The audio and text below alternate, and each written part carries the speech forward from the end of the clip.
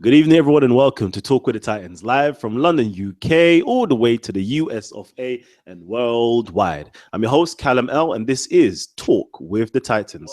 Tonight's show is actually dedicated. I'm trying to bring in everybody. I'm trying to show the love to everybody. This show is actually dedicated to the Muslims themselves.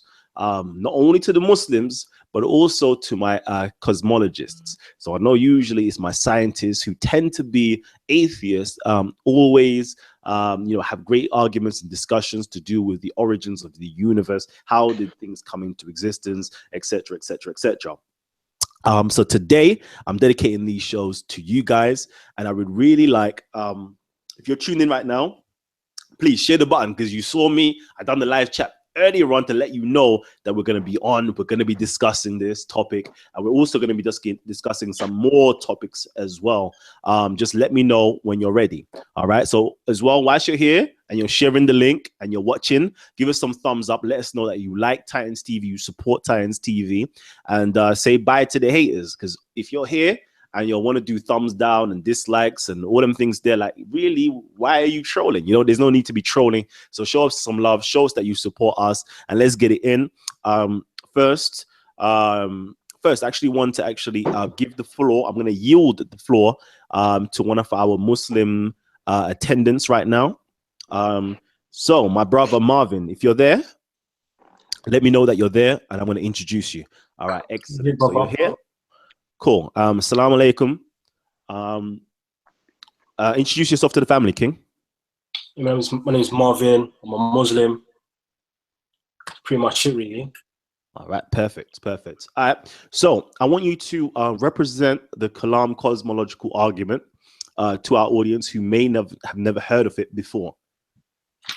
First of all, I'd like to say I'm not somebody I'll say of knowledge. Just know a few things about Islam and try my best to give dawah and just share the message, the beauty and the simplicity of Islam. What I would say about the cosmological argument really is it's pretty simple. It's pretty straightforward. Those who want to delve into it deeply can, and those who don't have to, don't have to. So basically, in a nutshell, Allah, the creator, created the universe he created the universe not from himself, not from anything else, and he just created the universe as the creator. As simple as that. Okay. All right. I'm going to actually try to get up the Kalam argument for everybody to follow it. So you lot can kind of see. It's basically a logical, logical argument. Let me say it like this: there is basically a syllogism, or there is basically a premise. And if both of the premises follow suit, the conclusion must be accurate. So, for example, the very first premise is this: whatever begins to exist has a cause. Okay? Whatever begins to exist has a cause. We're going to go into this. That's the very first premise. The second premise is this: the universe began to exist. Okay? The universe began to exist. Therefore, okay, ergo, yeah. Okay, the universe has a cause. Okay, yeah. That's the simplicity of the Kalam cosmological argument. In its in its very neatest form. We're gonna go ahead to discuss this argument. But first, I want to know if I have represented the argument correctly. If I haven't represented the argument correctly, please clarify the argument for our audience. So I'm opening up. Yeah. Callum, hello. Hello, Marshall. Yeah, I think it is. Yeah, I think you have addressed. You're talking about a cosmological, the teleological argument. It's the same. We can either repeat that. I think we can either call it the cosmological argument or the theological argument. Okay. It's the same though. Yeah. Okay. All right. So everybody, keep your mics on mute until you're actually been welcome to actually speak. Asar, let me know if I've represented the argument correctly. You pretty much covered it. To be a little more precise, just so that it's a little more clarified, you did the best job. But every being which begins has a cause for its beginning. And what's his other? The world is a being which begins, therefore possesses cause for its beginning. So when you say that everything that comes into existence has a cause, that's basically it in a nutshell. Okay.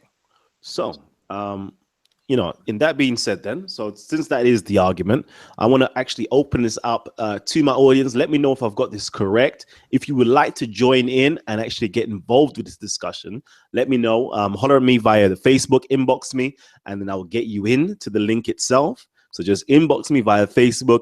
Hopefully we're going to get some more individuals in to actually represent this argument. This is tends to be an Islamic argument, Christian argument, and generally a theist argument. Okay, one of the first proponents of this argument has been Aristotle, to do with the unmoved or the uncaused cause or the unmoved mover. We also have it in the Hermetica as well, that discusses something very similar as the Kalam cosmological argument. The Jews have it as well. So there's a lot of you know, theist societies actually have this particular argument. It's not unique, so to say, to the Islamic world, although they have got the coinage present. Okay, so I want to know, I actually want to analyze this particular argument. First of all, let me just make sure that everybody's okay here.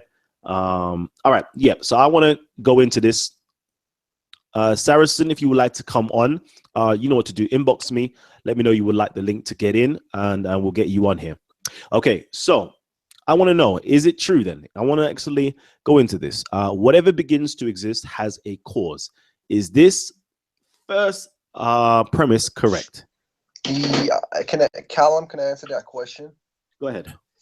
Well, from a Muslim perspective, I think that everything that begins to exist had a cause. So logically speaking, whatever, for example, the universe, and we know very well that the universe had a beginning, so therefore it should have a cause. And I just want to ask Sarah, you know, a direct question. Is there anything in our physical world that actually begins to exist without a cause?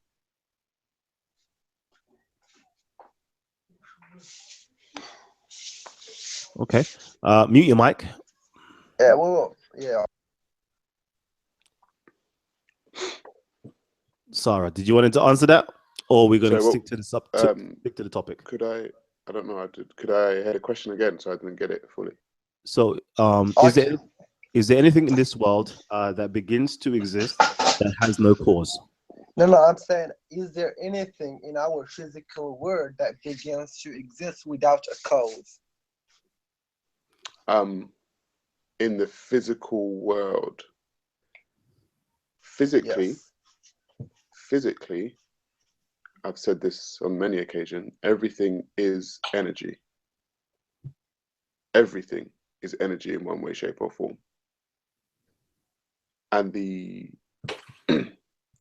the story of energy that is given by scientists is that energy cannot be created or destroyed. It only transforms. So, by my logic, if everything is energy, and energy can neither be created nor destroyed, you cannot find a beginning for energy. The beginning for energy cannot be found. I think you're putting energy as one of your criteria, or maybe your God. But the thing is, I'm asking you, is there, apart from energy, I'm asking you, is there anything in the physical world that we can observe and see that is actually doesn't have a code, doesn't have a beginning or an end? So you've now moved it from, let me get it straight. You now moved it from, is there anything in the world that doesn't have a cause or doesn't have a cause? And then he answers energy, and then now you've moved it. So anything apart from energy that doesn't have a cause, you're basically saying. Okay. I mean, from energy, all right. What would I love for you to do? Hold on 1 second. Everybody, can you keep your mics muted until you're invited on to actually speak? Okay. So everybody keep your mics muted until you've been invited on to speak. All right, Sarah, go ahead. Unmute your mic and respond. What he's saying doesn't make sense, because if everything is actually energy, then everything has always existed in one way, shape, or form. I think from my perspective, or from the perspective of theists, they have this thing about a beginning, and because it's written in their doctrine and it's taught to them that everything has a beginning, whereas in a lot of African spiritual systems, not even just African, even like Sikhism, right? They talk about the energy always existing. And so, you know, I think it's hard for the theist mind to get that everything has already existed in one way, shape, or form, because energy has always existed. I would just ask, if you can find me the beginning of energy, then maybe I may listen to what your argument can be. But if the scientific model is that energy basically cannot be created or destroyed, which basically means they can't find the beginning of where energy started and everything is energy, then to me, what he's saying doesn't make sense to me. All right. Yeah, Sarah. May I ask I a question? Marshall, I keep think- it muted, please. Again, okay, I'm gonna repeat this one last time. Okay, we have 3 rules here on Titans TV. Unfortunately, certain people on here wasn't there when we started this, before we said this before we started. Number 1 is to keep your mics muted at all times. Number 2, okay, number 2 is respect somebody's cipher. If they're speaking, do not cut in. Number 3 is no profanity and no ad hominem attacks. This is a family-friendly show, and we aim to keep it that way. All right. So anybody who violates these rules, I definitely will be eliminating them from this discussion. Okay. So, Brother Marvin, I believe you had a question to raise. Yes. So questions at Sarah. So with energy, just so I can understand where you're coming from. So does that mean, since you believe energy has no beginning and has no end, right? Does that mean that there's an infinite amount of energy? So would you say there's an infinite amount of this energy which has transformed into places to the physical? So there's infinite form of physical objects out there in the universe. In a nutshell, if you understand what I'm trying to say. Or do I need to repeat that? Yes, please do. Please repeat it. Please. So basically, as you said, that there's an infinite amount of energy out there, and energy has different forms. There's a physical form of energy, right? So does that mean that there's a infinite amount of physical objects in the universe? Would you say that that's true? I would just say there's just an infinite amount of energy. I mean, like I said, if you look at what energy does, it transforms from one form to another, according to the scientific models. So if energy is transformed into physical, or transformed into, I don't know, liquid, or transformed into, sun rays, or whatever it's transformed into, it's still energy. And it's just, and then the atoms vibrate on different frequencies, which now bring, solids and liquids and stuff like that. So that would be the best answer I could actually give, if I'm honest.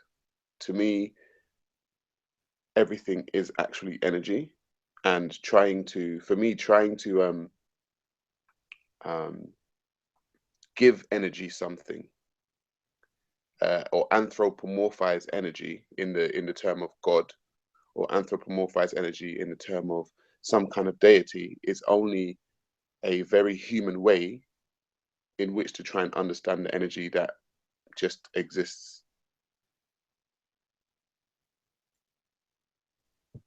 Yeah, the reason I asked that question is because what I personally believe is that anything physical, let's say if there can't be an infinite amount of physical objects in the universe, because because infinity only exists, this is my belief, exists in mathematical theory. So for example, you can never count up to infinity. You can never subtract from infinity. So how do you get to infinity? You see what I'm making? So when you apply maths to that kind of your belief of energy just being infinite, things get a bit problematic in understanding how there could be an infinite amount of physical objects out there. You see what I'm making? I feel like the human brain attempts to try and understand things that they may not be able to understand. So, like, the word infinity is a human word that we've used to try and put something in a box so we understand it. And so now what we do, we've put something in a box trying to understand it, and now we're going to work around a box that we gave the thing that didn't give itself that name, or didn't give itself that box.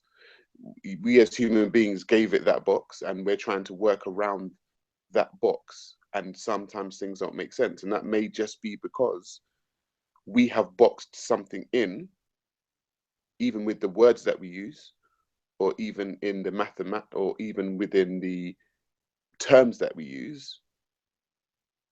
We box something in that cannot be boxed in. And so I think that's sometimes where human beings start to find problems. They say, oh, but that doesn't make sense. And I'm just saying, if I just say the energy just is, or I say, as a pantheist, we say everything is everything, right? Sometimes people can't wrap their heads around it. They say, no, but that doesn't make sense because, and I'm saying, listen, sometimes something that is not boxed itself in, if you box it in, you will work around that box and things may not make sense. The thing that you've boxed in didn't give itself that box. You did as a human being. You gave the thing that didn't box itself in a box to work around. And once you start working around that box, things may not make sense to you because your mind is limited to that box. And I'm saying the very simple answer is releasing the ego and say, you know what, sometimes we may not have the answer to certain questions. Sometimes we may not have to answer certain questions. And that's actually okay. I think a lot of people don't find it okay to not be able to answer a certain question. And so the ego would then create an answer, but then you find flaws within the answer and you find yourself trying to understand things that may not be understood. And I think that creates problems. Sometimes we don't have the answer. And the answer just is. It is what it is, man. It is what it is. All is, I am. All does, I does. All can, I can. Callum, to that? Okay. Callum, can I go to my previous question that I asked Sarah? Nope, not right now. So if you would like to actually speak, for everybody who has got their camera showing, literally just go like that. Let me know you would like to speak, and then I'll open up your mic. Or simply type in the chat section that you would like to speak, and then I'll open up your mic for you. Okay, so again, I asked the question previously. Just so I want to make sure that all of the premises are actually agreed upon by everybody who is actually on the panel.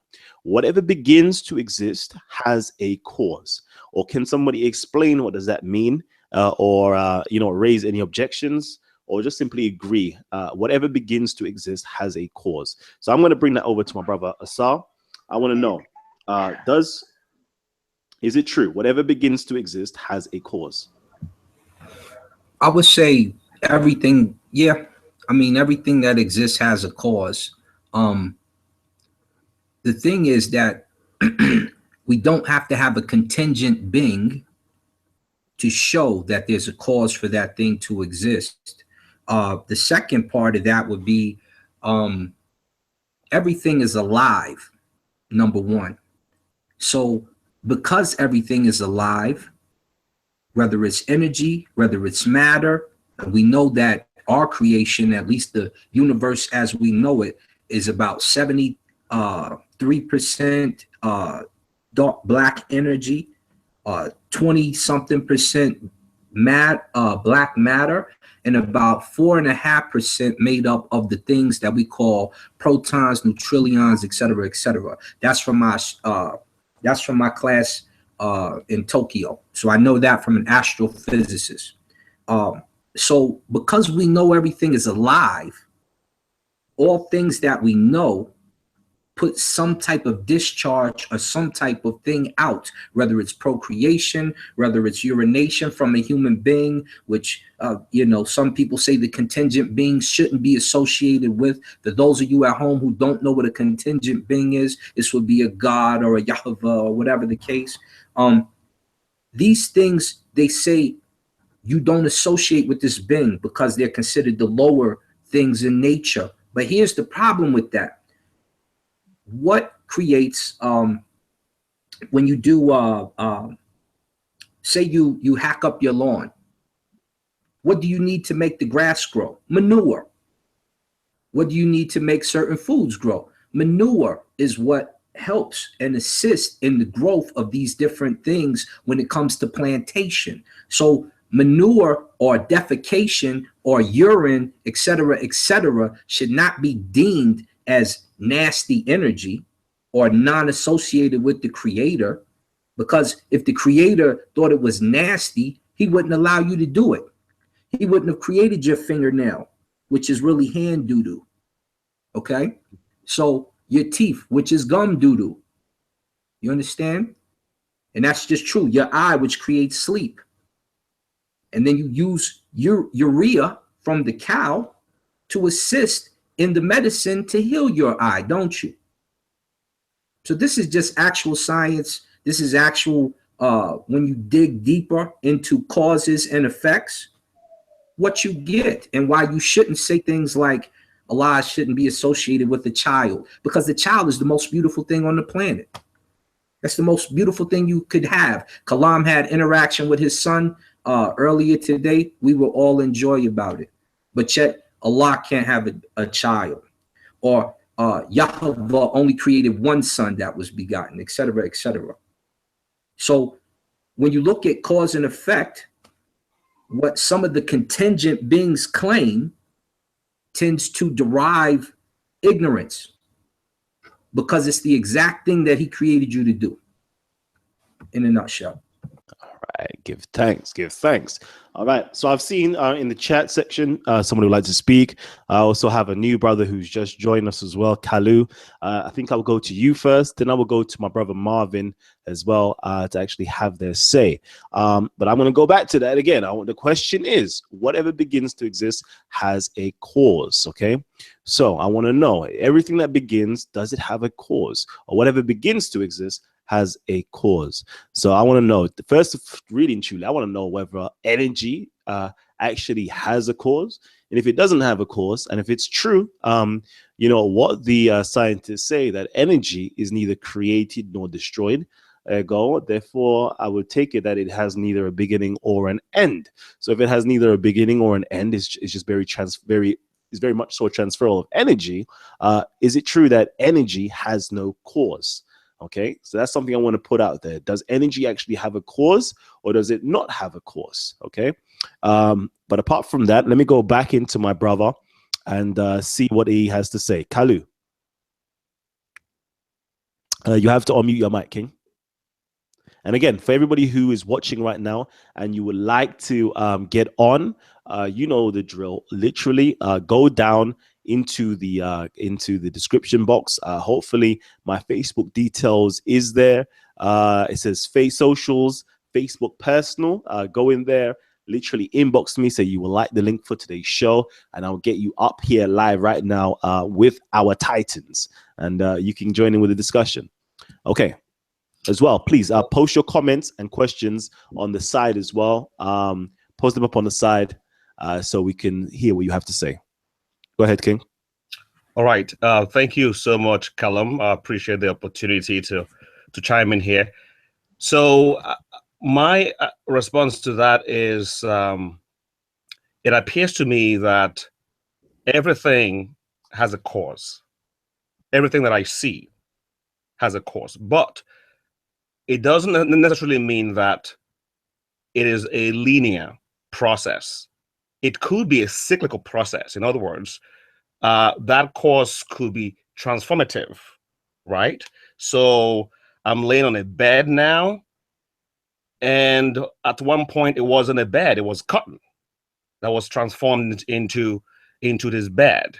So of course, this bed that I'm laying on now has a cause, which is the cotton, and some other things that got, that was put into it to form this bed. So I think it could be a cyclical process, but the fact of the matter is we cannot really know for a fact what the very beginning, if there's any such thing, looks like. We are completely deprived from that knowledge, and so I think people ought to be a little bit humble in saying, you know what, I think there might be a cause for things based on what I'm seeing. It could be cyclical in nature, but we really cannot know it all. And that is my take on it. And I yield. Fantastic. I love that. I couldn't personally say any better than that. Marvin, I'm gonna open up your mic for you, and it's time for you to have your say. Afterwards, we're gonna go to Marshall, and then we're gonna go to my Zulu brother as well. So, yeah, thanks, bro. So yeah, the reason why, just like the brother who just spoke said, is that I do believe that energy does have different forms. Everyone should understand that, right? But the thing is that I also obviously believe as well that it has to have a beginning. Reason being is because, like I touched on earlier, and obviously I can't just have a back and forth with just one individual, obviously because it's a panel and everyone gets a chance to speak, is that when you apply something as logical as mathematics to energy, and because the belief that energy is has no beginning or end, you're applying the concept of infinity, and infinity is only a concept in mathematical theory. It's not practical. So if energy is, as I said, if energy has no beginning or end, and it could transform, that means you could actually transform into an infinite amount of objects, and you can't count an infinite amount of objects. So that's where you're applying infinity is only a concept. So you're applying something which is illogical. You see what I'm making? It's infinity, something which is illogical. It's just a concept, as Sarah did actually say. It's something that we couldn't put our head around, and we just put it in a box and called it something. Yeah, I hope I quoted you right, or what I mean. But that's what we're doing. So you saying that, it's like I could bring that box and say, okay, energy has no beginning or end.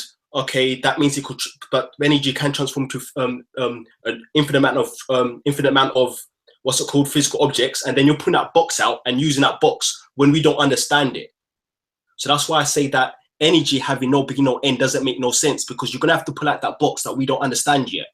If you could explain what infinity is, which none of us could truly do, then you've got something to go with.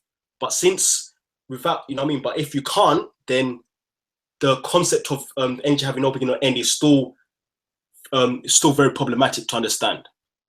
I hope I put my point across correctly, clear enough. Thank you. okay. So I think some of us, we need to actually go and start reading up some physics, go into learn the laws of thermodynamics. I think this particular quote of Zara's, energy cannot be created nor destroyed. I believe that's the second law of thermodynamics, I believe. And it's the first principle. But Sarah, go ahead, King. Yeah, sorry. No, it's the first law. First law. First law. Law of conservation, right? Let me just get it out. Yeah. Going on what the brother just said, this is what happens with human beings, and I like it because it's a journey, right? He said it's problematic. The number infinity is problematic, and so what religious people do is they say, oh, it had a beginning, right? They say, well, infinity is problematic, so there must have been a beginning, and then they say, oh, the beginning is Allah, or the beginning is Yahweh, or the beginning is whoever. And so what becomes again problematic is that none of those things can be proven. Because if you say it's Yahweh, and I say to you, okay, fine, infinity is problematic, so there must be a cause, yeah? They say, yes, with the cause is Yahweh. I said, all right, cool, fine. Prove Yahweh. Then they start talking about this book called the Bible, and then it goes pear-shaped, and you start talking about talking snakes. You start talking about all kinds of stuff, and I'm like, well, do you know what, right? That doesn't make any sense. And then they say, oh, no, all right, well, the cause is Allah. I'm like, all right, cool, fine. Can we prove Allah? They get a book, they start talking about man being created from a rib, something being created from a smokeless fire, and we're back to the problematics again. So it's like, if they say infinity is problematic or energy always existing is problematic, their explanation is equally as problematic. It doesn't make any sense. If they say, oh, no, things must have a beginning, how did you get to the God concepts? Because the God's concepts don't make any sense either. So that's my take on that. All right. Say no. So, okay. So we haven't even get to the second proposition so far. Who's that? I think I haven't got a chance to, you need to have a little bit of democracy, bro. My brother, you wait your turn. Your turn is soon to come. All right. Again. Okay. Remember what I said. Okay. Be easy because you might just get evacuated. So, real quickly, let's get back into this. So we went through the first principle is whatever begins to exist has a cause. Okay. So far we're saying, yeah, something like that is true. Although energy from a traditional perspective doesn't have any beginning. But apart from that, yeah, everything simply does have a beginning. It may be cyclical rather than linear, but yeah, everything does have a cause, so to speak. So the next proposition here is the universe began to exist. Okay, so I want to know from your perspective, did the universe begin to exist? And even so, how do you define the universe? So did the universe begin to exist? And first and foremost, define what we consider to be the universe. All right, so now I'm going to go to Marshall, then I'm going to go to Kumba. So you've just joined us. And then anybody else who would like to speak, just let me know. Okay, Zulu. I forgot about you, King. All right, cool. Marshall, go ahead. Okay. Well, first of all, I do believe that I do believe in causality. Everything that begins to exist should logically have a cause. And just answering what Sarah said about energy, I do believe in energy as well. But I think is how he perceives and how he understands that energy is quite different from how I perceive energy. Because if energy is powerful, if energy is all omnipresent, omniscient, omnipotent, so that don't you think that energy would seem like God? Because that's the attributes of God. If that energy has always been there, and it was the cause of the universe, then that energy is God, isn't it?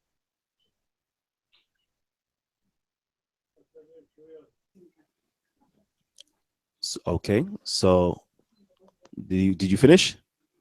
Yeah, can Sarah answer the question? That was the question for Sarah. Okay. Personally, I don't want this hangout to become about this live stream to become about me. Personally, I don't want that. Do you know what I mean? But okay, I'll answer. Because look, you're saying you believe in energy because you believe that. I'm gonna answer your But question. let me just clarify one thing. Let me just clarify. You believe that energy is eternal, is powerful, is omnipresent, is omnipotent. But if because I believe in a God, and that God is includes these attributes or qualities. He's omnipresent. He's powerful. He's So don't you think that energy would seem like a God? I heard you. Mm-hmm. And you're making this personal. You're making this subjective. You said, I believe in a God. I believe. Okay? Now, Mm-hmm. if you say you believe in this, you are entitled to believe in it. But like I said, you get into a conundrum because you say this energy is God. Well, if this energy is God, Lala. in the Muslim, according to the Muslim perspective, God is separate from the creation. In the Muslim perspective, and you're a Muslim, I'm taking it. If God is now separate from the creation, and you're saying energy is everything, but that would mean everything is connected. That would mean you are not now separate from the creation.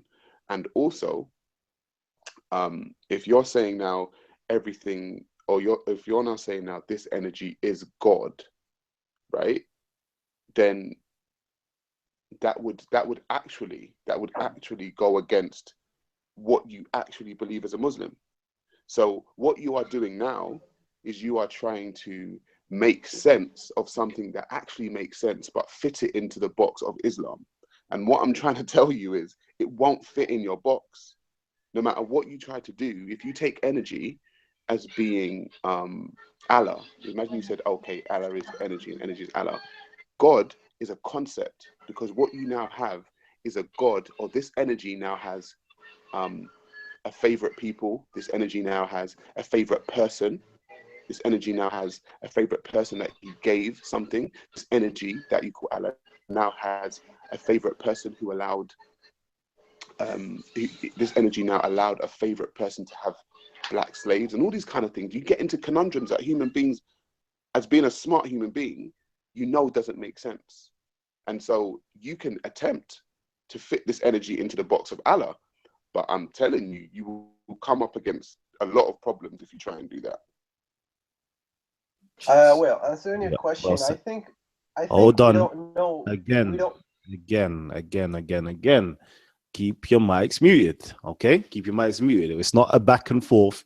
It's actually a panel discussion. All right. So yeah, Zulu. You know. My opinion on the beginning of the universe as a Christian is that from the Bible we see that God is in everything, works through everything, created everything. So we're talking about being that has no beginning and no end, but he's created this universe, he's created this reality where everything we know begins and ends. For example, plants die, humans die, we all, begin and end because this is the reality that he's made, this is his creation. But he himself doesn't necessarily have to have a beginning and end. So the way I see the universe is I see the universe as a whole. When I say universe, I mean even the heavens. I see that as a creation as well, and I see everything created at once. So when I think of the universe, I think of stars, the galaxies, the solar systems, everything being created within this reality. That's how I see God, or you could say realm. But yeah, that's how I see the universe being created and everything. I don't think there's anything else more than God just making this reality that we live in. Yeah. All right. Thank you. Again, if you guys are actually enjoying the show so far and love what we do here at Titans TV, please give us a big thumbs up. Let us know that you're enjoying it and you're liking what we're doing. I'm actually going to take some comments from the YouTube land. Let's see here. Yogi P says, Titans TV, there's no beginning nor end, only change. In change, you can observe cause and effect. Wow, that's powerful. Why does it exist? Existence. Why does it exist? Whoo! Existence. Why does it exist? Ooh, interesting. All right. So now I'm actually going to head over to my brother Kumba. Let me know if you're free. Yeah. Excellent. All right. Go, King. What's up, brother? Peace to everybody. My father's a Christian. He's a pastor and whatnot. Me myself, I'm trying to remain undenominated, and undivided from my other brothers. I guess my question would be to the Muslim brothers. I just want to know. It seems like to me that science and these young men here are trying to come and tell you basically, if energy can't be created or destroyed, and we're all created out of energy, then you already have the one thing that you've been fighting for your whole life, which is eternal life. So why is it so hard to accept that? That's my question. Jeez. Okay. You know what I'm going to do? I'm going to open it up to Marvin. And then Marvin afterwards, I know you want to ask a question. I'm going to give you the freedom to actually ask a question as well. You know what would be really great? Where's Elna at, man? Elna, why haven't you hollered at me? That's my Kazakhstani brother. Real cool, real calm, real collected, and really, really wise brother as well. So I really want that brother to come in. If he's available, please come in, even though I think the panel is full. Asar, I see you, King. I see you. We're going to get at you soon. So, Marvin, go ahead. What's going on, Cuba? Yeah, so I don't know if you joined the group when me and Sarah just had a little discussion just there, and I talked about how energy being talk about energy having no beginning, no end brings problems because infinity gets involved in the concept of infinity gets applied into the whole belief. So energy having no beginning, no end becomes a concept, just like infinity is a concept. Yeah. So, and Sarah replied by saying, so let's say we say infinity or energy having no beginning or end, it becomes problematic, then us proving that there's a God becomes problematic as well, and something we cannot do. Yeah. But what I'll say as a Muslim is that as Muslims, we can prove that we believe that we could prove that the existence of God and God is there, and we do that via the Quran. But that becomes another discussion. So I don't actually want to go there. I don't think I'll be allowed to go there and talk about the Quran and its the miracles within the Quran through the Arabic language. You know what I mean? So and that's another discussion together. Maybe me and Sarah could maybe, you know, have that discussion over time. But as I said, is that yeah, personally, just looking at it logically, I cannot look at logically. I don't believe energy has no beginning, no end. Because of mathematics. I'm just looking at it logically because of mathematics, and you can't get as logical as mathematics, because mathematics is one of the most logical languages out there. So that's my reply to that. And the question I want to ask for Zulu. So Zulu, you said that God is in everything, right? So would you say that God is governed by his own laws?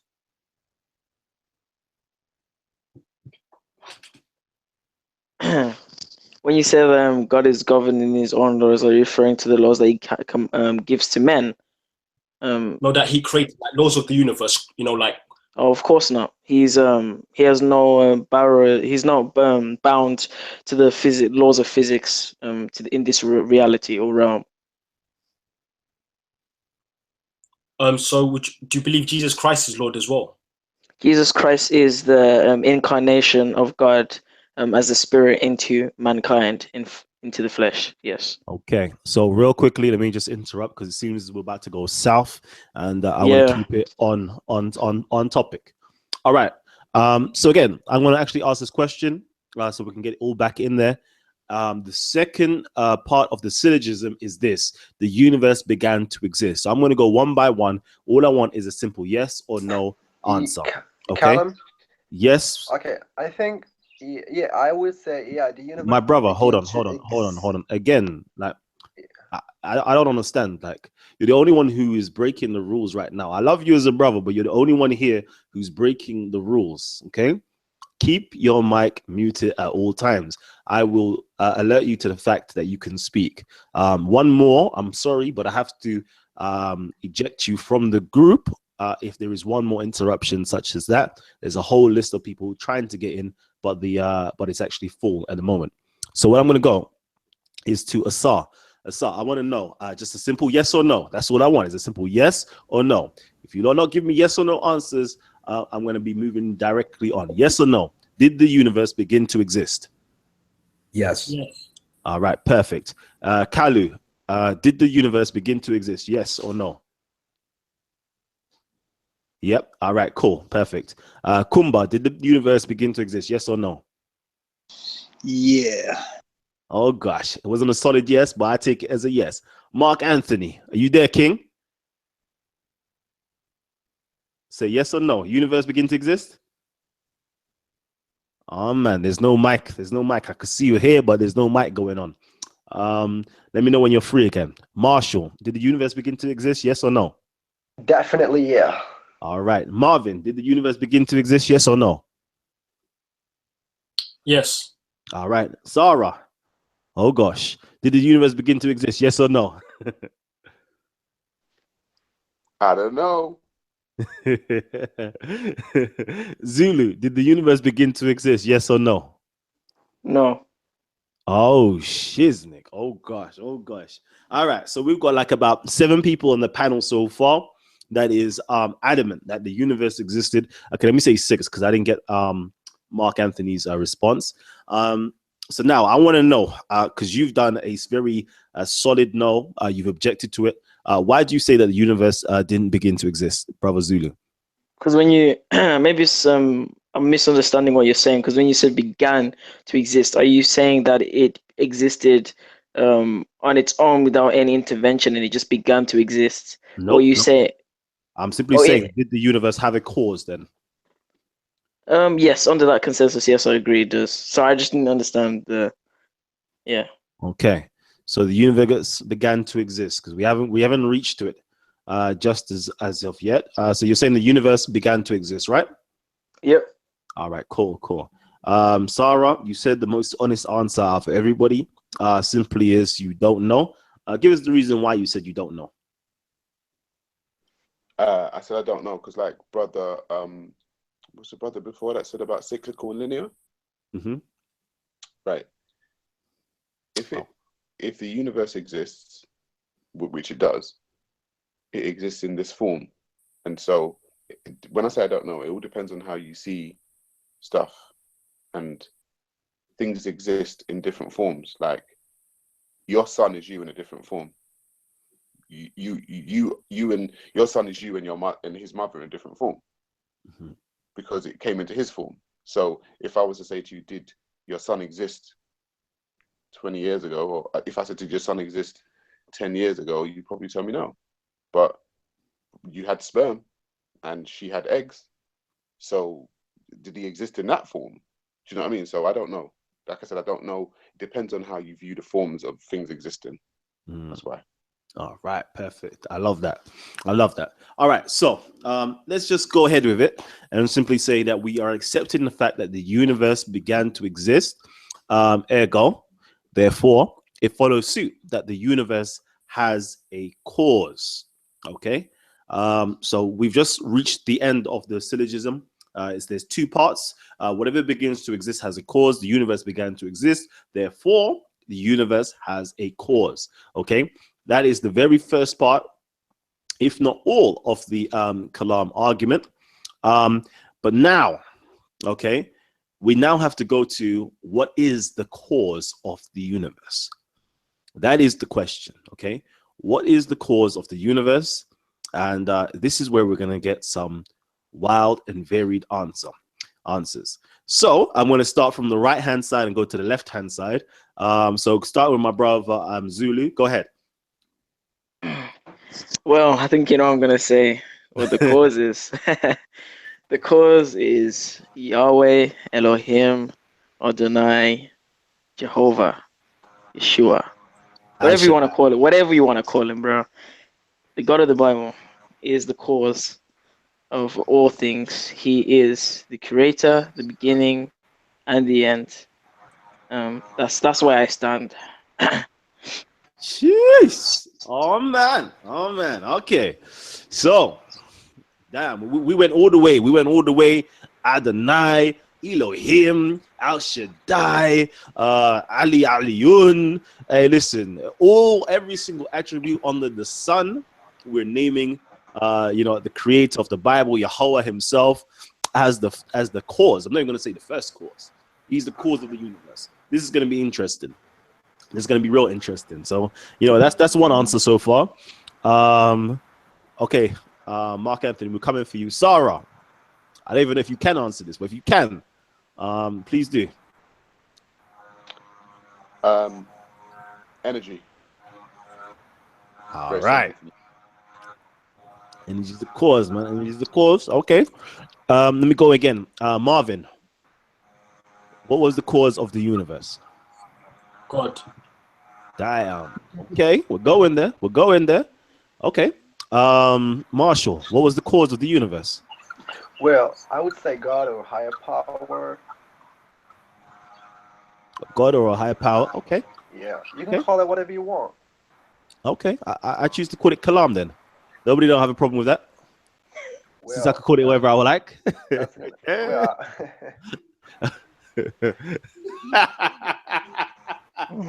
okay. You going to hell. First can class even ticket, you can call it Jesus, Jehovah, whatever, as long as that thing or that energy, should have that godly attributes or quality that should distinguishes it from other beings. Interesting. We're gonna keep on going. Mark Anthony, go ahead, my brother. Yo, you there? Whose mic is on? You saying Mark? Can you You hear me? there? Can you hear me? Yeah, man. What's going on with your B-Tech mic, man?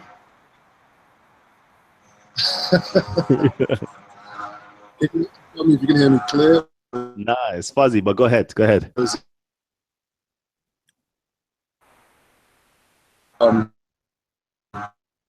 Yeah, to answer the question, was the universe created? Or what was the cause of the universe? My answer would be paradox. The answer was what, sorry? Paradox. Once more, say it again.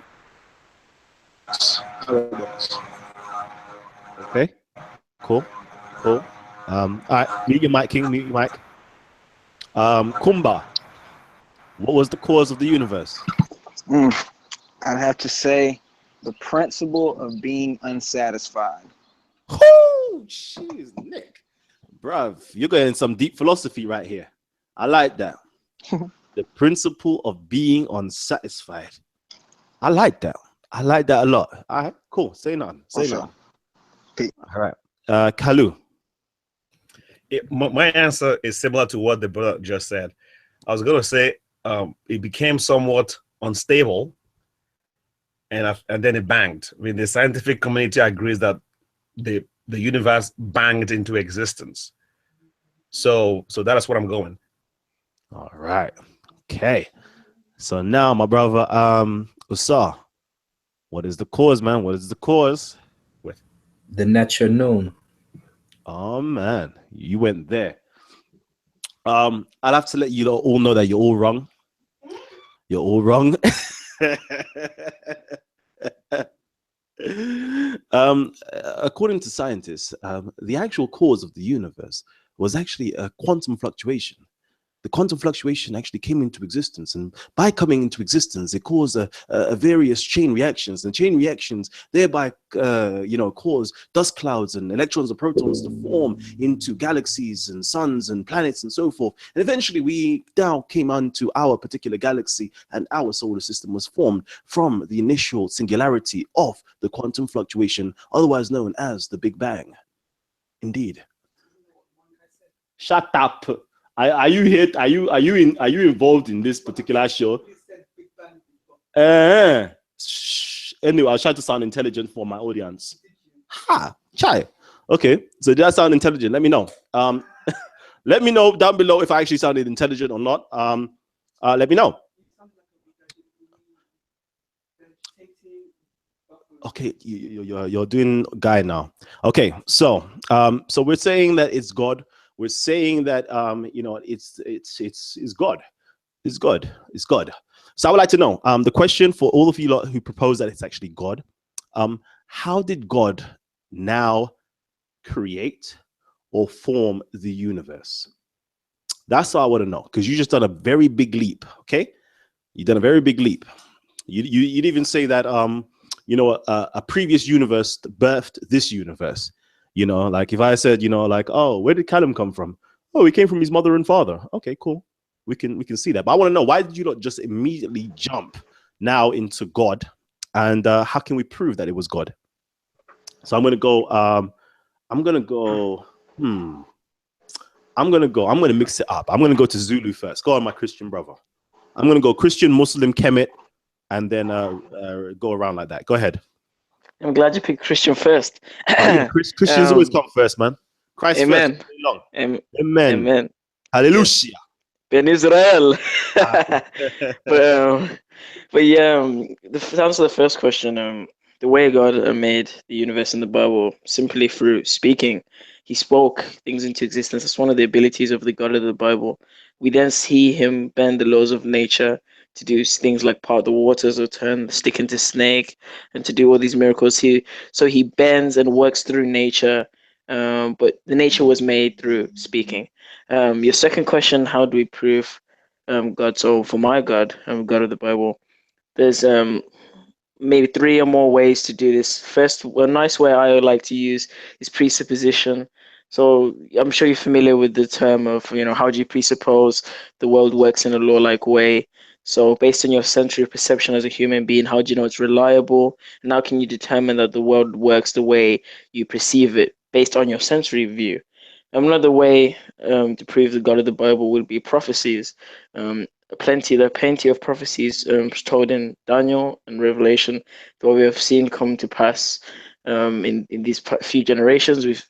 Personally, I've witnessed a few prophecies myself come true. I've been, thankful by God that I'm able to witness prophecies in my lifetime. Another thing to also prove God is nature. If you look at the way nature communicates with nature communicates, and if you look at the way the sinful nature of man, and if you look at the way the world is going, you'll see similarities in what Jesus was trying to tell us about the nature of man. So those are three main things I would use. First one was presupposition, the second one was prophecies, and the third one was to look at the reflection of nature and how it's similar to what the Bible tells us about nature. That's how I would. Amen, amen, amen. All right. I'm going to go over now to my Muslim brother. Let's see, Marvin. Go ahead, Marvin. To be honest, I don't know the intricate details of how God created the universe. I just believe that there was a being who's all powerful, has no beginning or end, created the universe. But we have to understand is that when the universe came to existence, so did that was time and space. And right now, in our reality, in the universe, we use the tools of science to understand the universe around us. So we can't use scientific tools to understand a time beyond science. So I can't scientifically explain how God created the universe, because that's a time beyond science as we know it, as the universe as we know it. So I particularly don't know. I can't give you a scientific answer or something what we could get our heads around. I'm just using logic to understand the universe. I'm using logic to conclude that the universe came to an existence by a being who's almighty, has no beginning, no end, and that's it. Really, I can't explain anything beyond that into that realm, because all I know is of this universe. And last thing I'd like to say is to everyone is that, I hope you guys have a good show. Got to go to work mad early in the morning, so yeah, I hope you guys have a good show. Thanks for having me. No doubt. I respect that. I have to clap for that one. That was a nice, honest answer still. All right. I'm going to go to my brother who had their hand up first. I'm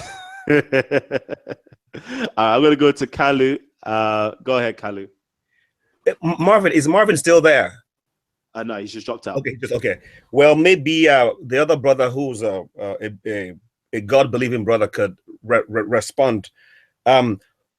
Marvin said that all he knows is within this universe, and I was going to ask him, if all he knows is within this universe, how then can he say that God made the universe? He's already admitted that he doesn't have the knowledge of this, that there is a creator of the universe, and that is something I was going to ask him. So maybe somebody else who believes in God maybe could respond to this. How do you know this information and we don't know it? Whew, okay, that's a good question. Hold that thought there. I wanted to get this over with. The original question. So go back to now my brother Assad, then I'm going to go to Kumba, and then we're going to get brother Zul to answer your question afterwards. Go ahead. I would say You know what? Let me stick to my paradigm just because I'm representing my paradigm. There's a couple things. When we talk about Neber Chair, he says, I am he who came into being in the form of the Necher Kepara. So I would say that being the noon or the Kepara or the creative aspect of nature, being Necher, that is the noon. That is all that you see. That is the existence that surrounds you. Because he says he came into being leads me to think that there is a multiverse and that he exists in another form in another universe. So there has to be more than one universe. There's other things that would lead me to think that. The brother Sarah had mentioned something earlier where, how do I know if I come into being, you know, or if my son is of me and I'm of my son, or my grandfather, et cetera, et cetera. You know that the universe is basically regenerating itself. And you know, water contains memory, and most of us are made up of water, and water regurgitates memory. And if all there is mass or matter that exists, you wouldn't be able to have a deja vu about something that never happened to you. So obviously we can pull from the energy that's existed here before us, and that energy keeps regenerating, and what we call the universal soul, Asar. So I would say the universe came into being from a thought in the mind, because you can't add or subtract from this creation or creator or existence if you don't believe in creator, and it continues to regenerate itself in different aspects.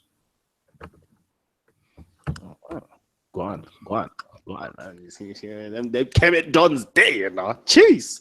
All right. See you order. All right. Kumba, I'm gonna put it over to you now. All right, man, he's right on my toes right there, man.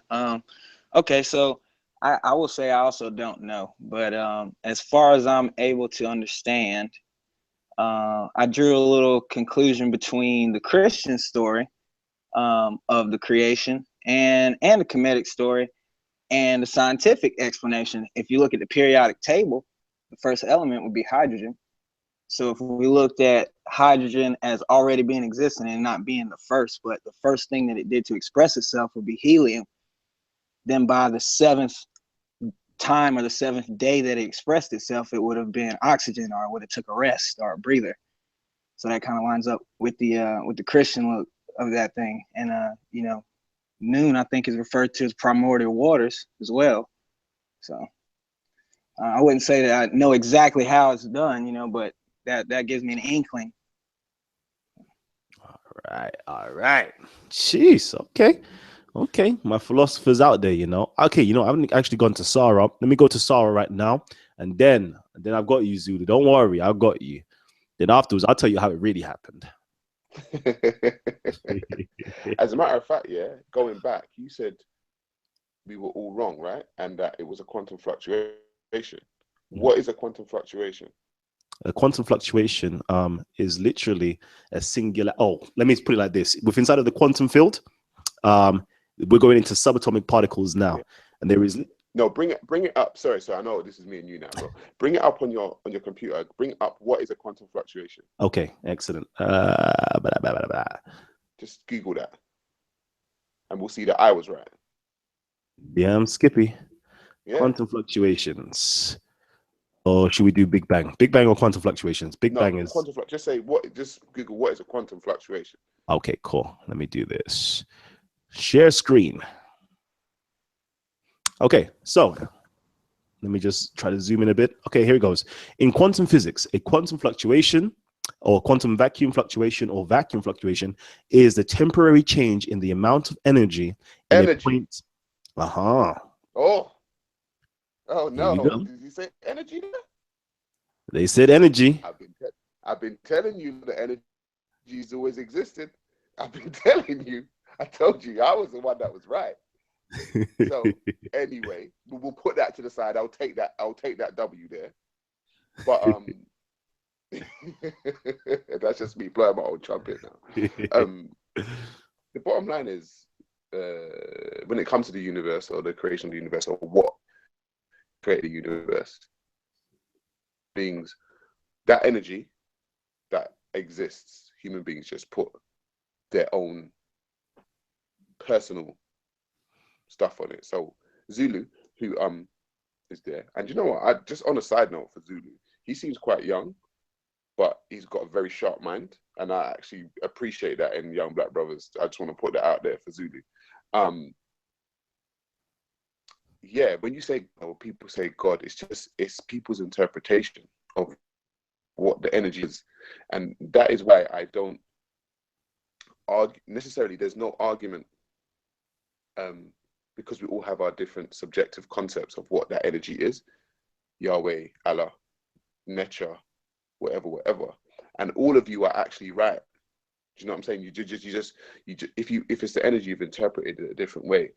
My thing is when you try to say my one is better than your one and your one is wrong, I think that is where the arguments come in, and that's why on a personal basis, I don't deal with the Abrahamic religions like that, because they're ones are the ones that are vying for supremacy, say no, it was actually my one, and if you don't believe in my one, then everybody else is going to get fucked, basically. Ooh, sorry, everyone else is going to burn, basically, if you don't believe in my one. So the energy, yes, the interpretation of what the energy is, that is where human beings differ. All right, King, go on, I give it to you. Just take it. Go on, just take it. Go on, have it. Go on, take the W. Go on, take it. I told you, it's the energy, bro. I keep telling you, bro. Oh man. All right, Zulu, I see you, my brother. Also, what I would love for you guys to do, out there, please give us some likes, man. What I'm seeing right now is like 20 likes. There's over 120 people in the building, and I'm seeing 20 likes. So what are you saying? Over 100 of you guys who are watching are not actually participating. Come on, man. Drop some likes, participate, ask some questions, drop some comments. I want to hear your thoughts. I want to go to the comment section in a hot second and read out some of your comments, okay? As well. We've got some few spaces open right now. So if you would like to jump on the panel, I want some Muslims to come onto the panel, okay? Give me some Muslims, okay? My assalamu alaikum wa rahmatullahi ta'ala wa barakatuh, akhi Muslims out there. My kayfa haluk Muslim akis out there. What you say, my brother? Or I should say ikhwan. Yeah, ikhwani. Yeah, come on. Come, brothers. Come. All right. So, Zulu, where you at, King? Where you at? Hello to what's up to my African brothers? Yeah. So let me sit up straight. This is gonna be a big one. All right. So where? By the way, I'm 18. By the way, so I just want to put that out there. Yeah. Why is 18? Yeah. You know, Jesus was 12 when he was in the synagogue. So, but the way I see the God of the Bible is the way he reveals things to me, and the way he's always revealed things is through revelation and through his work in nature, through the bending of physics and of nature. I call it supernatural intervention. There's also the soul and the spirit. Within Christianity, the spiritual realm, or the realm of spirituality, is very, very robust and very expansive. For example, every single person on this planet in the Christian view has a soul, and they have a spirit. This is what actually harnesses their personalities and harnesses their mind and their consciousness. And I would agree with you to a certain extent when you say that the mind and the consciousness is internal, because it actually describes the soul, or coming from God, and God is eternal, and God breathed the breath of life into man. So I see how you can connect that the consciousness is eternal. The only thing I would differ with the with what you're saying about the singularity and with energy, the problem with that is there's in the realms of morality, and in the realms of purpose, and in the realms of what are you gonna do going forward? I don't see any drive. I don't see any objectivity, or any path for me in that worldview. All I see is destructive, subjective. All I see is, fend for yourself. There's no morality. Everything is just opinionated. I don't see order in that kind of worldview. That's just my opinion. That's why I cling more to Christianity or Abrahamic religion as Christianity, because God has set his morality clear. He set his conditions for salvation, and he has his objective morality, which has been given to humanity. And I see order, and I see persistence as well. Persistence is a big deal breaker for me, because when I look at the God of the Bible, he's very persistent in the way he deals with human beings. When he says sin is death, the consequence will be death. It's very the Bible is very gritty. It's very real and raw book. I mean, it's not all lovey-dovey. There's going to be some things in there that might be disturbing, but because this world is disturbing, that's what you got to expect. I mean, if you're looking for truth, not everything that's the truth. The truth isn't always what you want to hear or what you want to see. So, but yeah, personally, I would God reveals things through nature and through revelation and through the Spirit. That's how I determine the God of the Bible, and I pray that whoever's out there who's still looking and still wondering, that they'll find him, because he has a mission for everybody, and he's reaching out to the souls through the Holy Spirit. God bless. Thank you for letting me talk. Amen, amen, amen. All right. So you saying who's next? Yeah, it's like poker, man. I'm just doing them sly ones, like, yep. I'm next. All right, cool. Man, like Asar. Okay, I'm gonna go straight to Asar. Nosun, I see you, King. We'll get you on in a little while. So yeah, Asar, go ahead. Okay, there it is. My mic acting crazy.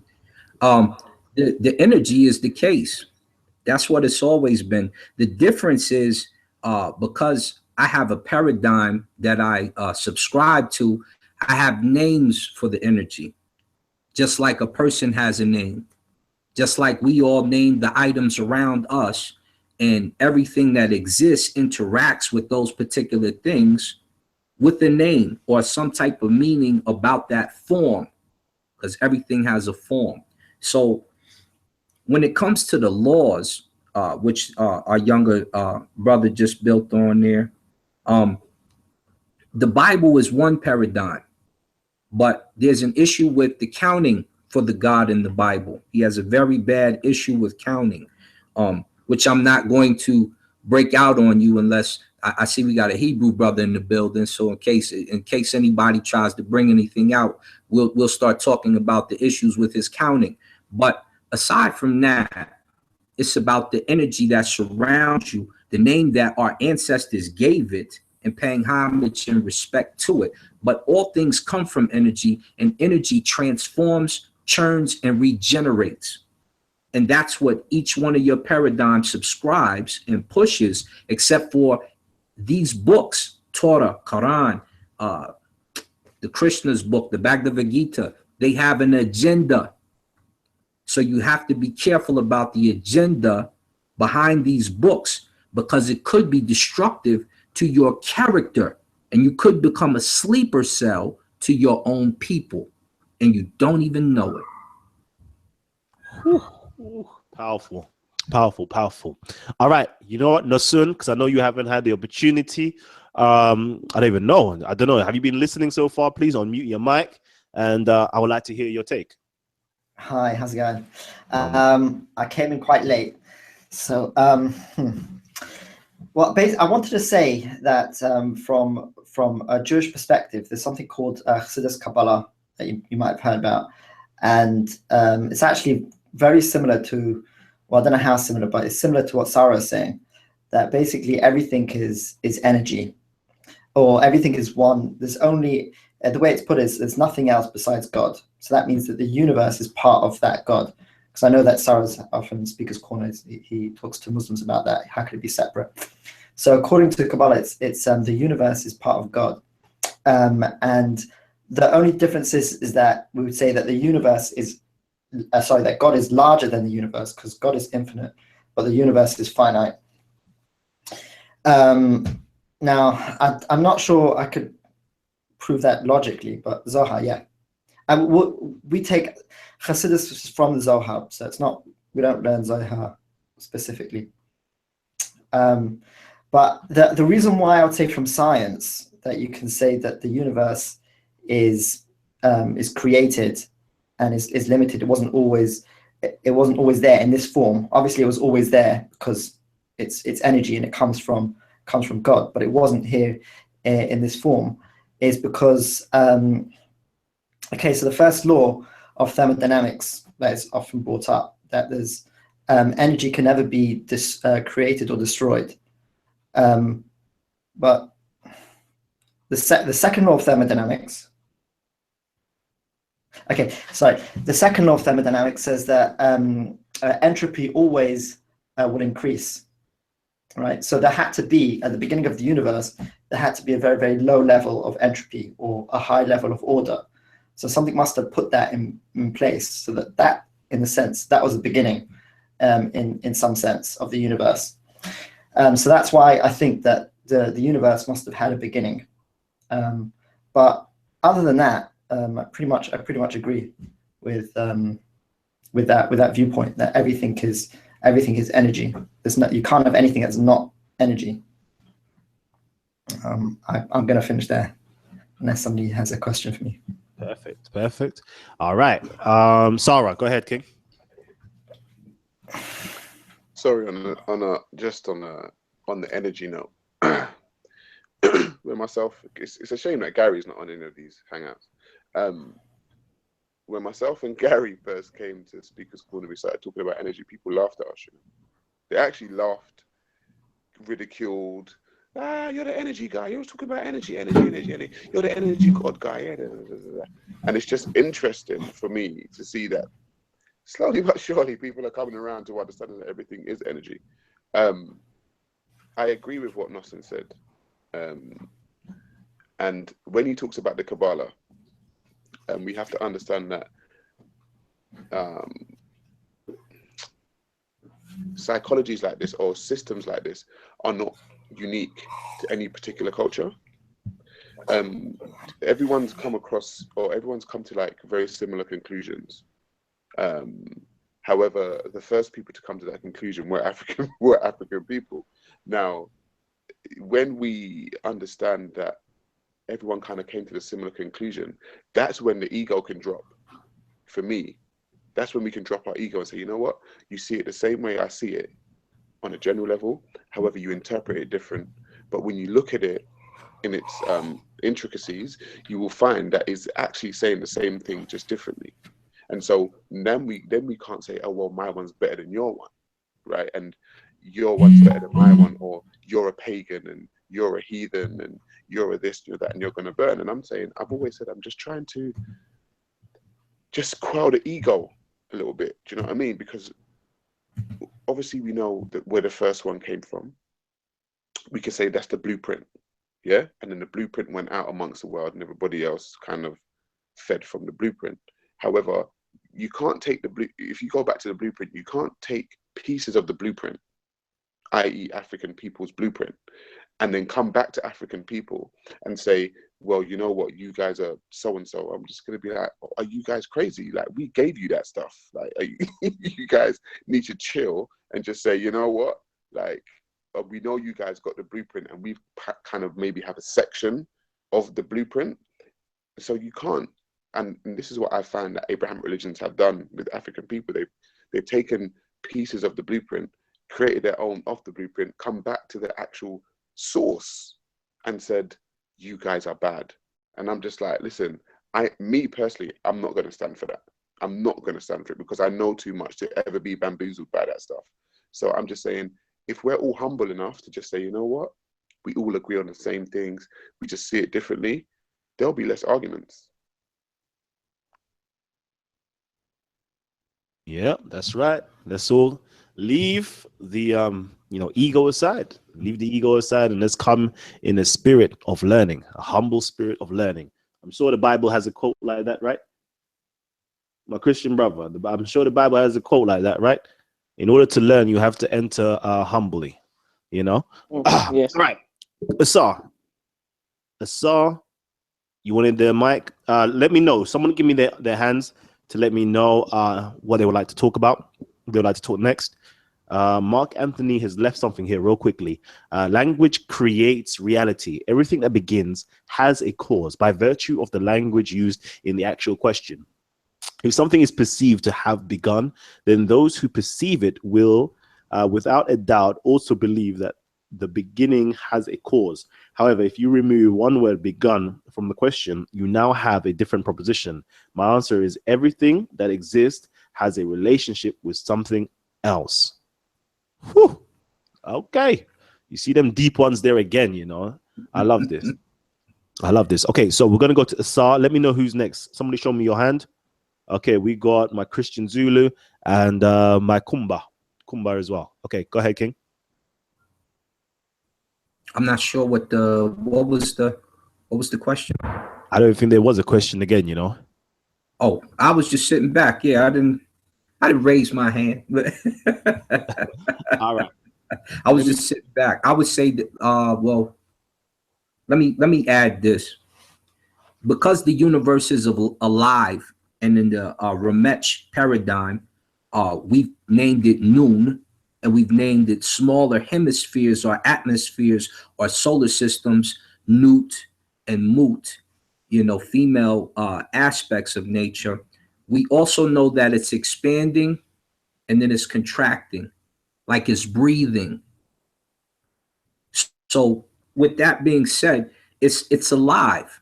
And when things are alive, they birth. They have macrocosms inside of themselves, meaning there's universes inside of the universe. So this is how the other things exist, because those small universes create the bigger universe. The all is in all, and all are in the all, as our Hebrew brother would probably say in your Kabbalah. So that's what you're seeing in our paradigm, in our understanding of it. The Noon has created smaller beings inside of itself, and that's what it exists of. All right. I like that right there. I like that. Question. What is the Noon? What is the Noon exactly? The Noon, as far as I see it, I look at two things. When you look at Heru and you look at Het Heru, you look at the sun, and the sun has to travel through Het Heru, which is dark energy. So we were in the museum, the Metropolitan Museum with Reggie, and I looked on one of the sarcophaguses. I can't remember the brother whose sarcophagus they have in there, but it has Nut before it has Noon. So for a sun to travel, it has to travel through dark energy. We know the universe is created of dark energy and dark matter. The dark matter is less than the dark energy. So the Noon is probably that dark matter. And the female aspect, the Mut, is probably that dark energy. All right. Jeez. Listen, we're going deep, you know. We're going deep. All right. Christian Zulu. From what I've been hearing, I can agree that you know, God is in everything, and that from the Bible we know that Yahweh he has a specific purpose. He's not like the other gods. So I agree. I understand how you say Abrahamic religions. I know, you know, it categorize things, but I don't feel comfortable with using that term because it's almost like you're saying it's the same God, but just different perceptions of him. I find that a bit uneasy to hear because they're very different in their personalities, in their nature. They're very different in the way they interact. I don't want to change the subject, but from the Christian worldview or from the biblical worldview, like I said earlier, our God is persistent, and in the way that He communicates with mankind, in the way that mankind let Him down, mankind raise Him up, mankind they do His will. Like in the Bible says, nothing is new under the sun. When I look at the humanity, I see the recurring concepts, sex, war, love, peace, happiness, all these recurring things every single generation. It's the same thing over and over again. Nothing is new under the sun. When I see these things, it makes me wonder, is this what life is? So that's when the Bible comes along. The way I see the Bible, the Torah, the Tanakh, these are basically words inspired by God. These are words externally, these are words from a being out of this reality. These are words from a being that has overseen and has observed this reality and knows based on his all knowingness and determines what we should do in this reality for however long we live in this reality. So that's how I see the God of the Bible and his connection with the universe. I don't necessarily agree with saying that he's in the animals, he's in the humans, because to a certain extent, humans are this is humans are made in God's image, right? So we have we were emotional beings, social beings. For example, God is in heaven with angels, is social. The Godhead, for example, the Father, Son, and the Holy Spirit. You've also got the emotion. You've seen God being angry. You've seen God being sad. You've seen him being grieved. The wrath of God. So there's a lot of connections with the personality of God and his character to human, because we are a reflection of him. We're made in his image. Um, so yeah, definitely the connection with God and the universe, in my view, is close, but it's also separate because of the corruption of sin. So it's in the middle. I don't like how you guys are completely merging it with that, because yeah, that's my view on that. But yeah. I hear you, King. I hear you. Was it you, Kumba, who's next? Also, I'd like you lot to know we have to shut down soon. We're reaching near the end of the show, so I would like for everybody to get their questions in before that time does actually transpire. Go ahead, King. All right.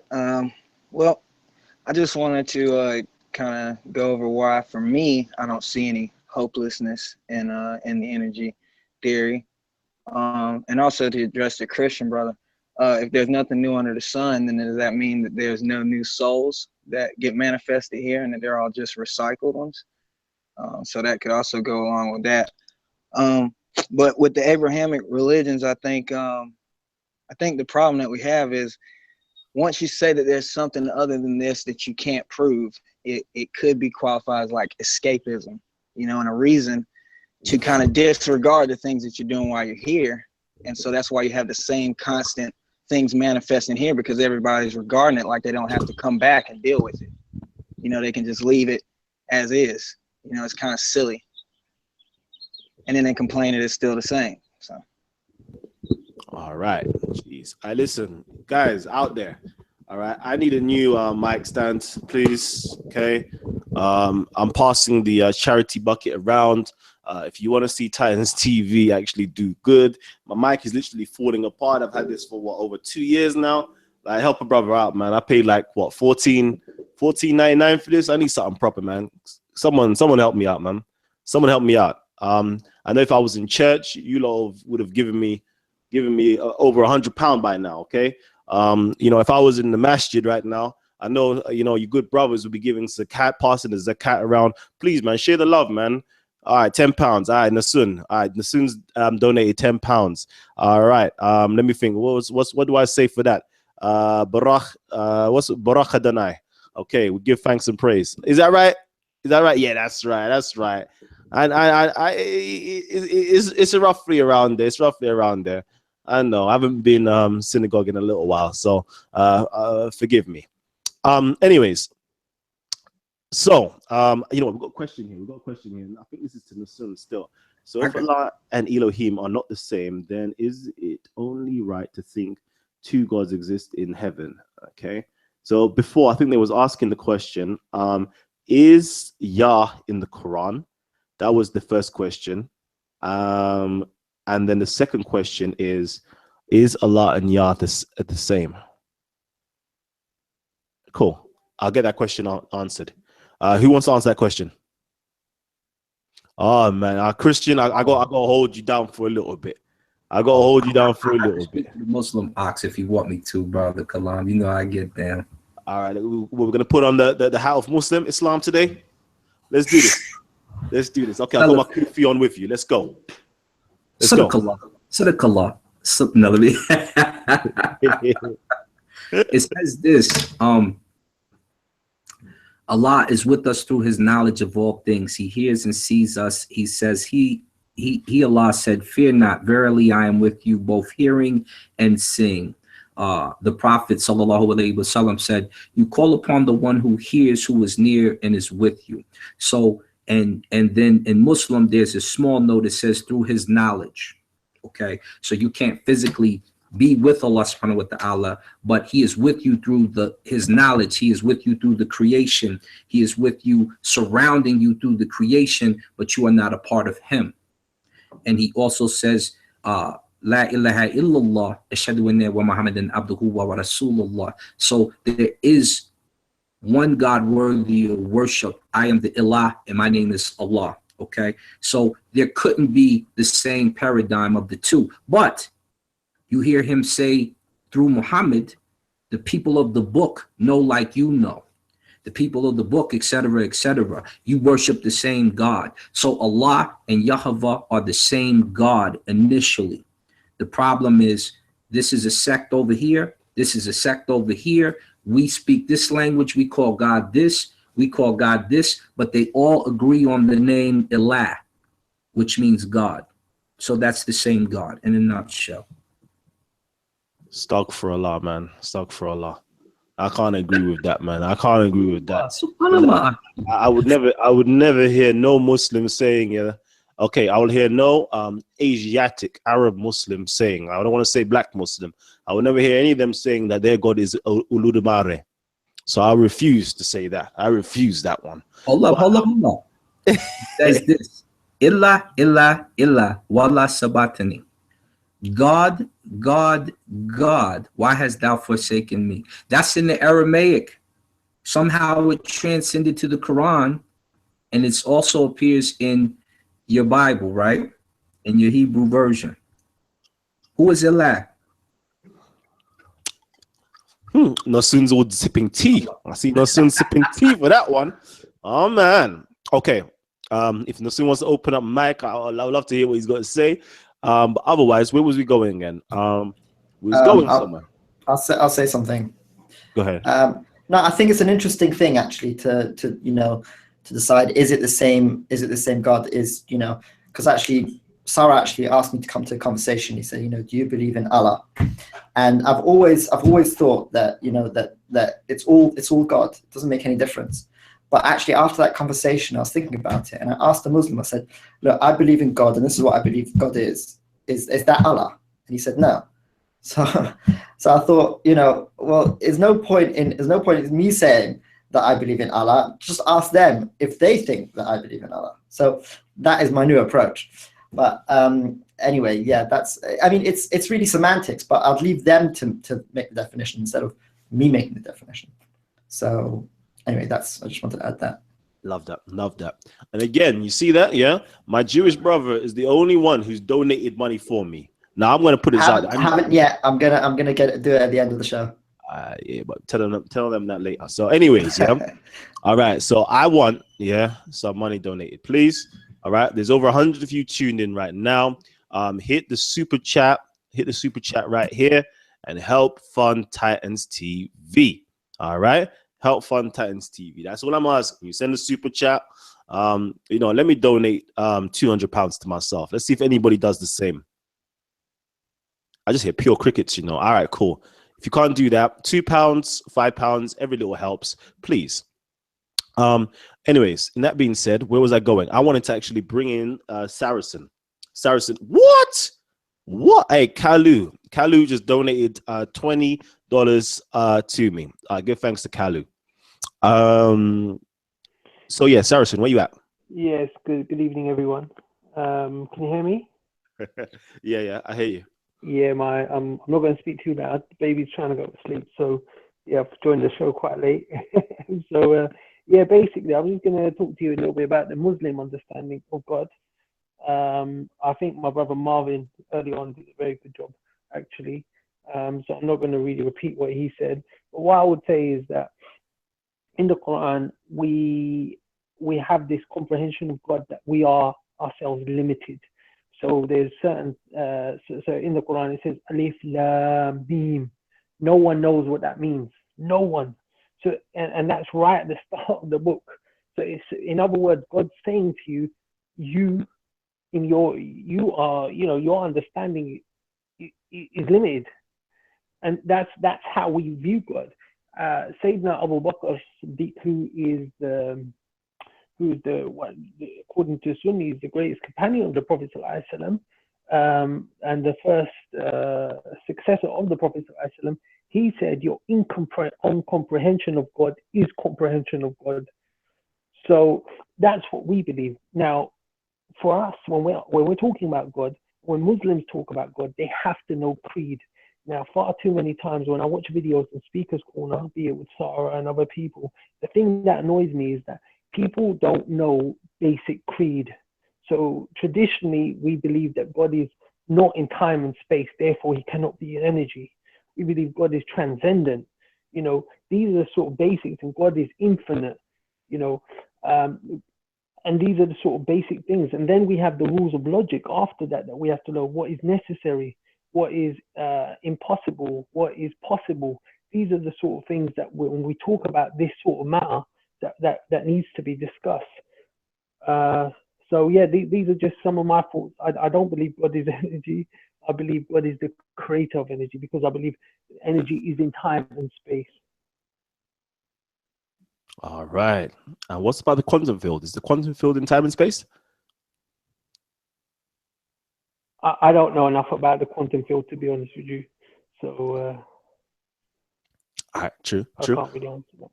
I like that. Let's see what my brother Sarah has to say in response. To tell the truth, we get into a subjective realm. He said he believes in Islam, they believe that Allah is so and so, and I said I can believe that I'm a pigeon. It doesn't matter what I believe; it's about what you can prove. So people can believe a lot of things, and when you ask them to kind of break the belief down, it doesn't make logical sense. So if he says God is outside of space and time, right? We have to use our logic to try and understand that. And we understand that something that exists within a space. For something to exist, it has to exist within some kind of space to exist within. But you said God exists outside of space. So then the space outside of space, according to the Muslim viewpoint, and so that space outside of space has never ever been found, never ever been proven. So then we just get into we actually get into a debate where we're just talking about stuff that we can't prove, and then people stand on the stuff that they can't prove, and they go so hard, and they go so they get angry, and they get frustrated, and they get all of these things just because they're standing on stuff that they can't actually prove. And someone like me will ask them to prove it, and they can't prove it. So I say, well, it's a belief. And they say, yeah, it's a belief. I said, well, why would you use your belief and say people your belief, tell people your belief is a fact? To me, it doesn't make sense. So I understand that people have different beliefs. They're entitled to them. 100% cool. However, when we're dealing in this realm of facts and things that we can actually decipher and break down, your stuff that you're talking about, we can't decipher and break down. So you need to really and truly humble yourself out and go and talk to people wherever you talk to them about that stuff. But we're in the arena of facts and things that make sense. God, when you really think about it, with the way people break God down in the Abrahamic religions, it doesn't make any sense. It doesn't. Can I come back on that, Kalam, very briefly? Yeah, go ahead, King. Yeah, I'm so glad I've caught Sarah at this time, and we can have a reasonable discussion, and there's no all this hype and all of that, because this is, I think me and him both subdued right now. It's late, but in a nutshell, we do believe in faith. We can't physically, we can't prove it. As Sarah's right, it is faith. Now the question then becomes, is it a reasonable belief? Now I would say, and it's a reasonable deduction, it's a reasonable belief, because we don't just believe in the Kalam cosmological argument. We also believe in several other arguments, be it the moral argument, be it the argument through design, be it the argument through fitrah, and if you want to combine all of those arguments together, you know, that strengthens our argument and our reason and our faith in God. I mean, one of my personal favorite speakers is a Christian speaker called William Lane Craig, you know, and he often talks about the Kalam cosmological. But William Lane Craig, I'm a Muslim. I love that brother to bits, you know, because I've learned so much from him and stuff. And I think maybe sometimes when I see some of the Muslims there, you know, they just go out and they just ridicule, and half the time, I'm sorry, like with the Somali brother, I've got a lot of respect for the brother, but he doesn't know what he's talking about half the time. Do you know what I mean? And I can understand why Sarah gets frustrated, why Gary gets frustrated, why other brothers get frustrated.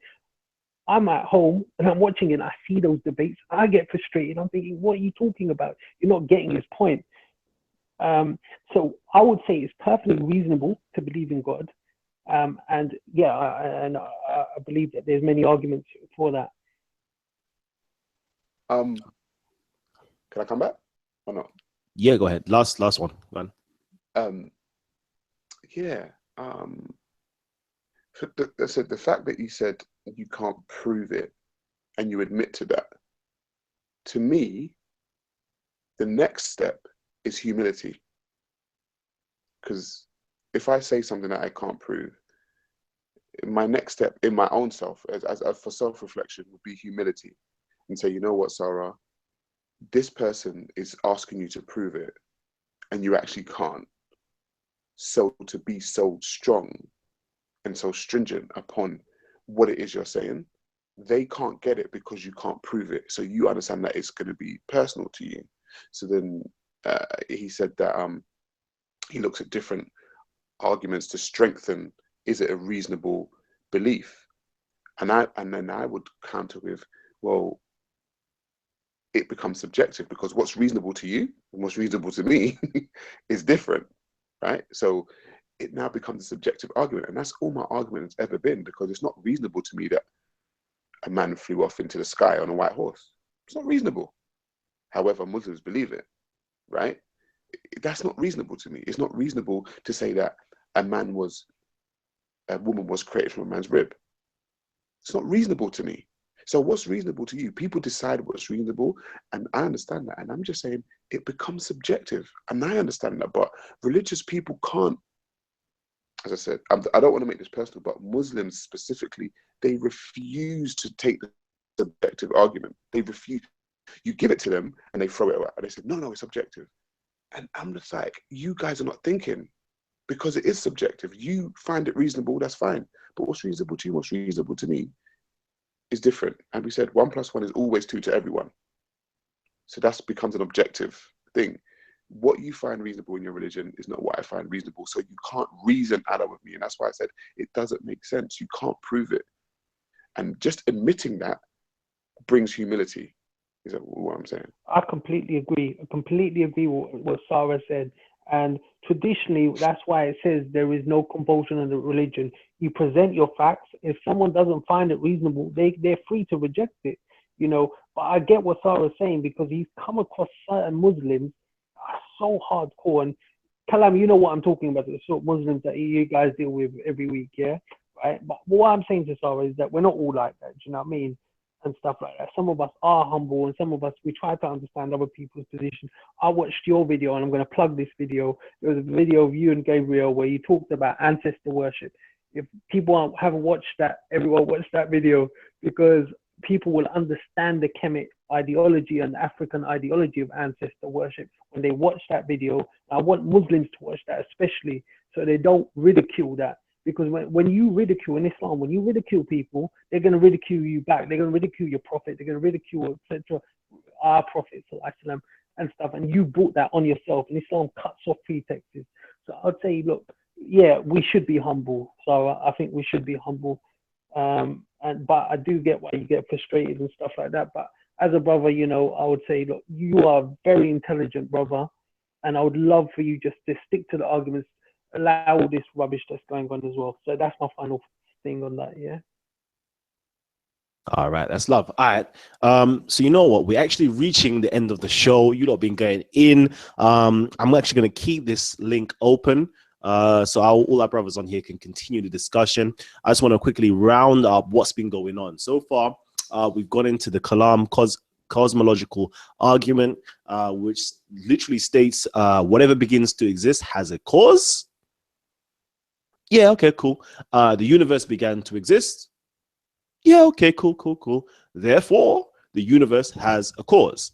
And usually, which we haven't actually done today, is that if the universe has a cause, then an on-cause personal creator of the universe exists, who stands the universe is beginningless, changeless, immaterial, timeless, spaceless, and enormously powerful. Therefore, an on-cause personal creator of the universe exists, who stands the universe is beginningless, changeless, immaterial, timeless, spaceless, and enormously powerful.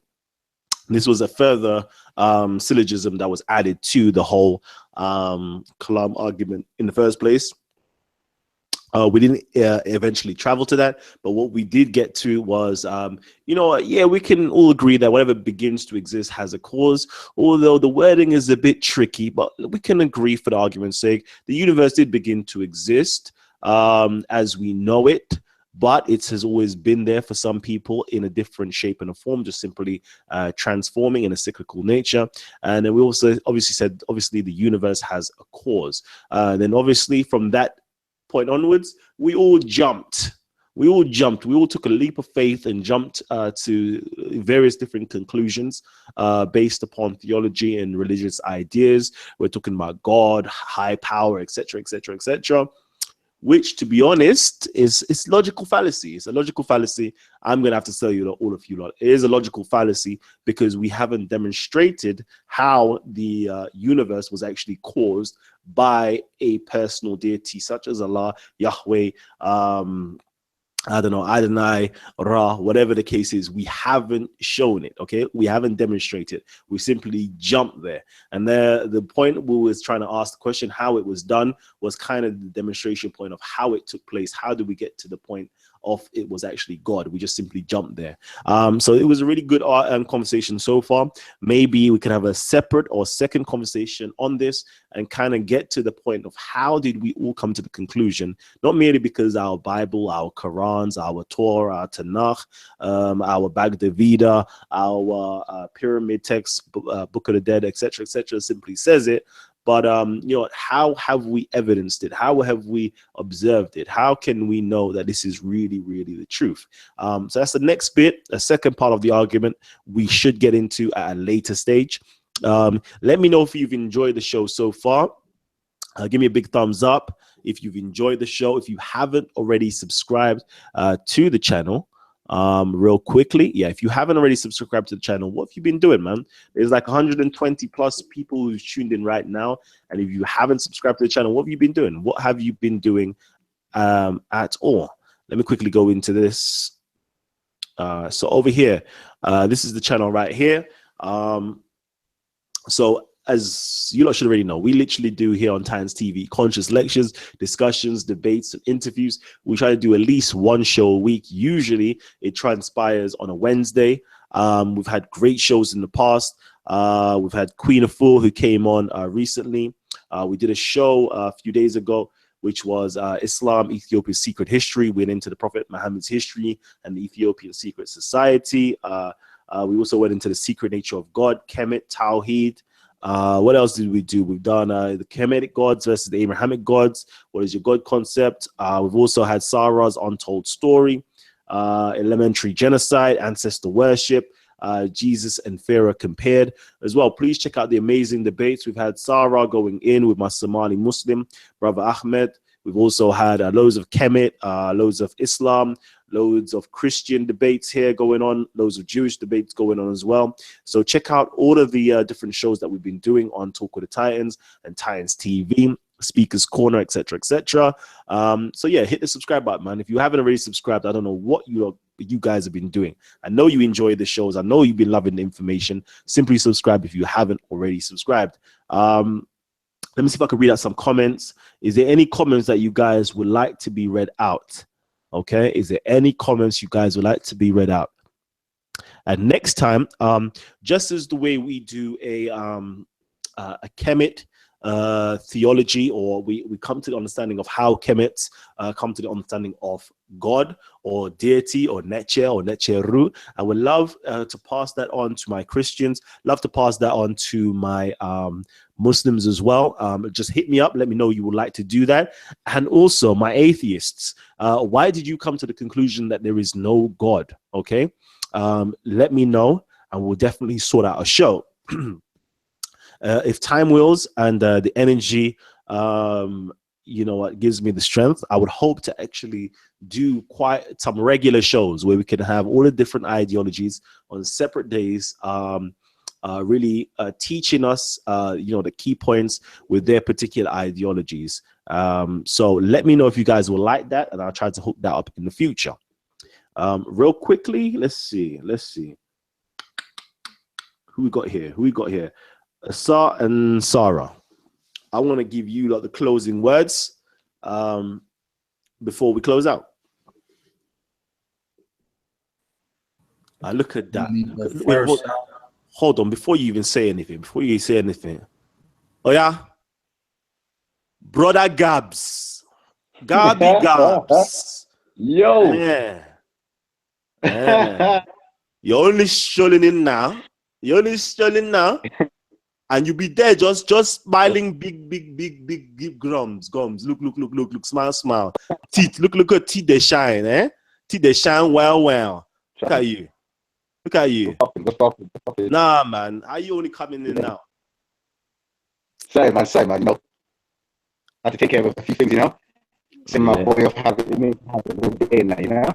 You know, R.I.P. to my brother Yogi as well, man. Jeez. Yeah, man. I missed out, man. But yeah, we're gonna close up right now, but we're gonna continue the show after still. So just hold tight. I'm gonna give it to Asar again.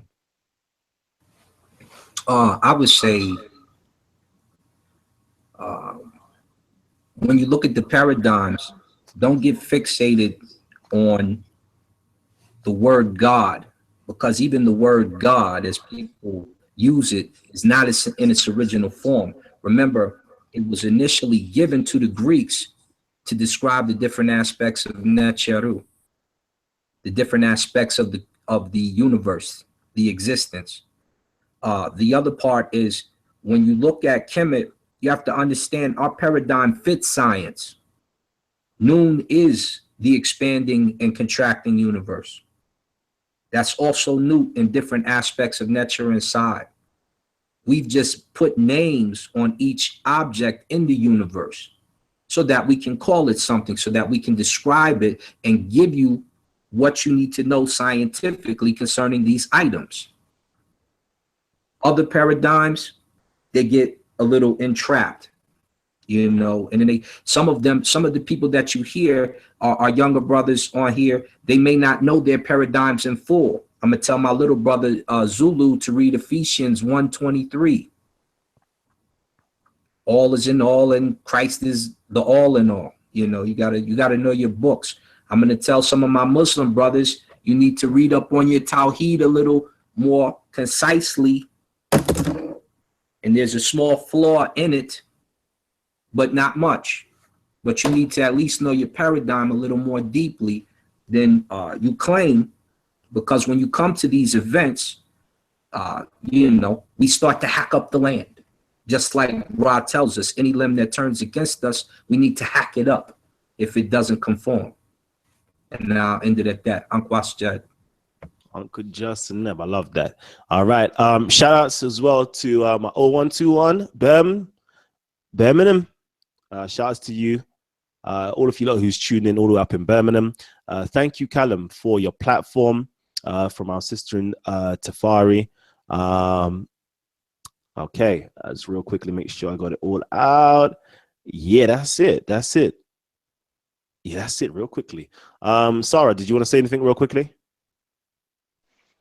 Yeah, I guess in closing, on the actual cosmological argument, for me, it seems, and I say seems, it seems logical in its beginning. But then to jump to something that you cannot prove, i.e. a God, will only leave yourself in a conundrum. So, like I said, humility is the best course to take when you don't know the answer to a question. My brother Osar said Bible and their Quran a little bit better, and I agree. The Quran, Acts 7 verse 22 says, Moses was learned in all the wisdom of the Egyptians and was mighty in words and deeds. And when your Bible's telling you that Moses was learned in the ways of the Egyptians, and the God, I guess the Abrahamic book followers say that Moses wrote the first 5 books of the Bible, where did he get his knowledge from? So when I said earlier on in the conversation that the blueprint is ours and everybody took from the blueprint to go and create their own, that's fine. They went and created their own, but just understand the originators. I mean, your own books say it. Your own book says Moses was learned in the wisdom of the Egyptians. And so if Moses is the first 5 book writer, then where did he get his knowledge from?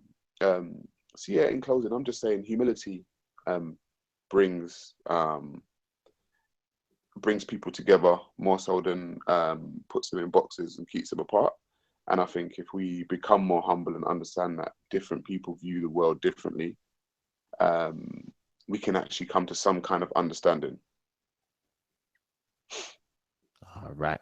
Love that. All right. So you know what? We're going to sign out right now. But you guys, let me know when you would like to have a next show, what topics you would like to have discussed, and we'll definitely get it on and popping for you. I'm signing out right now. I've been your host, Kalam, and this has been Talk with the Titans. Peace.